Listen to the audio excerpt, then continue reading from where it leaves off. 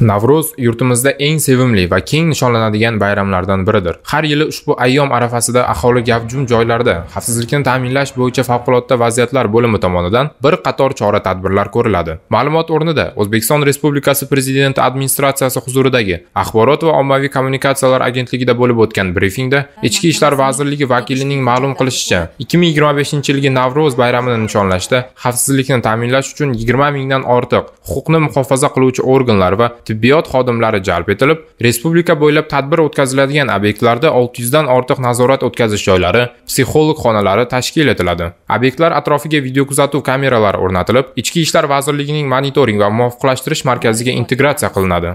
Belgilangan tadbirlarni tinchlik va osoyishtalik bilan yuqori saviyada o'tkazish uchun barchamiz mas'uliyat bilan yondoshaylik. Kuni kecha Olmaliq shahrida bu yilgi Navro'z umumxalq bayramini tinch osoyishta o'tkazish hamda aholi xavfsizligini ta'minlash maqsadida Favqulodda vaziyatlar bo'limi tomonidan Bolajon bog'ida maxsus taktik o'quv mashg'ulot o'tkazildi. Tadbirda Olmaliq shahar Favqulodda vaziyatlar bo'limi, yong'in qutqaruv otryadi, tez tibbiy yordam, Olmaliq shahar gaz va elektr ta'minoti korxonalari vakillari ishtirok etishdi. Mashg'ulot afsonasiga ko'ra, attraksion ta'miri chog'ida xodimlardan biri ehtiyotsizlik oqibatida hushini yo'qotdi. Qutqaruvchilar tezkorlik bilan unga birinchi tibbiy yordam ko'rsatishib, shifoxonaga yetkazishdi. Tadbir davomida gaz sizib chiqishi, elektr tizimidagi nosozliklar va yong'inni bartaraf etishga qaratilgan amaliy mashqlar ham o'tkazildi. Fuqaro muhofazasi bo'yicha quyi tizim kuch va tuzilmalarning har qanday holatga shayligini oshirishga qaratilgan o'quv taktik mashg'ulot so'ngida yo'l qo'yilgan kamchiliklar muhokama qilinib, amaliy harakatlar qoniqarli baholandi.